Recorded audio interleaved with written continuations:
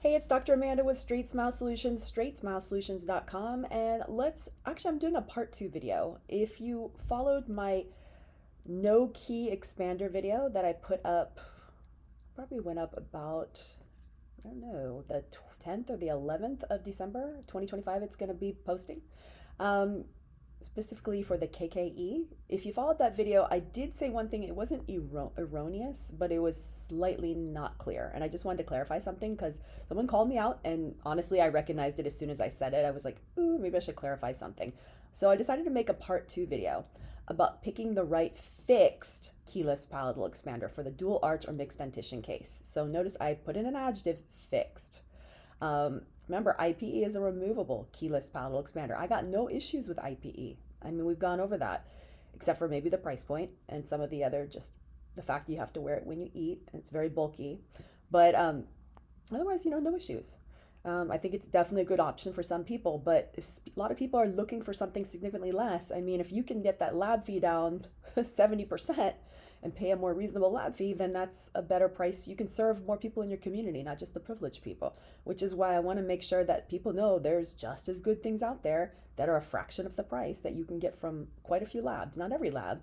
But if you're looking for a keyless fixed palatal expander, let's talk about the options that are out there. Yes, of course, I talked about the KKE. To me, it's more like a palatal expander because I can choose when I want to expand it. I can choose the frequency. For me, that is critical. If I'm going to do a palatal expansion case, I need to have control over it. Let me tell you a story. I always have stories for you guys, and this one is probably a story that's in some of my other expander videos, but goodness, this must have been what, 2005 maybe? I mean, a long 20 years ago. I was working in a orthodontic office in middle of Central Valley, California, in the middle of nowhere.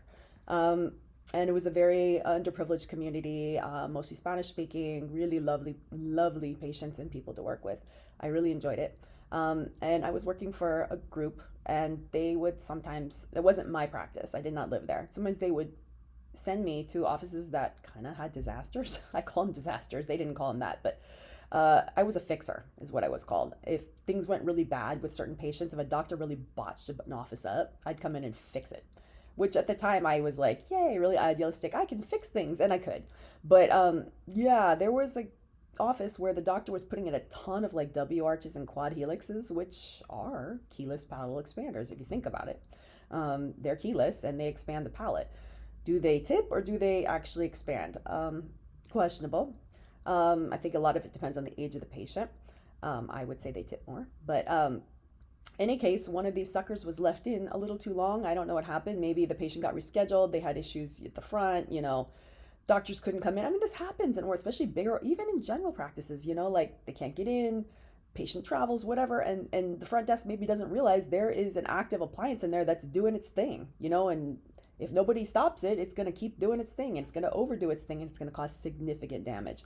And this poor girl, how botched she was. I mean, I had never seen something like that where just a quad helix just freaking destroyed her, like just sat in way too long. I mean, just Brody buckle bite, just, like upper teeth way lower than the teacup bite, nesting Russian eggs doll bite. I mean, there's all kind of things we call them. It just, if the upper teeth get too wide relative to the lower teeth just get trapped inside the upper jaw, and and it was awful, So I made a promise that I would never put in another quad helix or another W arch after that. I said, I'm not doing it. If I don't have control over it, that's bad. And has it happened where I had a regular Hyrax that had a key and a mom just went nuts to punish her kid and kept expanding outside what she was told to do and created the same problem? Absolutely. But that mom was psycho.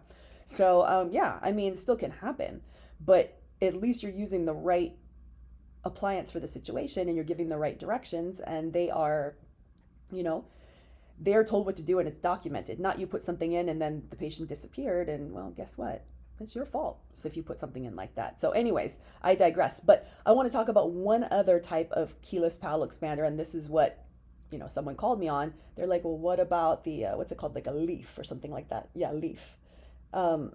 So a leaf is a type of palatal expander. I don't know what came out first, this or the KKE. I don't know. I mean, design things I think were in motion. I'm not going to get into who invented what first. I really don't care. Yeah, I don't have a picture of the leaf expander, by the way. Not all labs offer it, but you can You can Google it. So feel ahead and Google it and find it. I didn't want to poach something I didn't have permission to poach. But you can look it up. And yeah, I mean, the leaf expander is a keyless palatal expander. However, I put it in the same category as a W arch and a quad helix in that it's uncontrolled. I mean, yeah, it has a set motion and a set rate, but I don't like to use those for the same reasons I told you. As far as I know, they have a couple different types. I mean, this is just based on my knowledge. There's one that has no home activation. You have to go into the clinic, the doctor activates it. And then there's the other one has a couple different sizes. And once you go to the end of the expansion, I think you can be reactivated, or you just can't stop it. You can't back turn a leaf. So, I mean, the thing it's going to go at the rate it's going to go, which might be a good rate for you.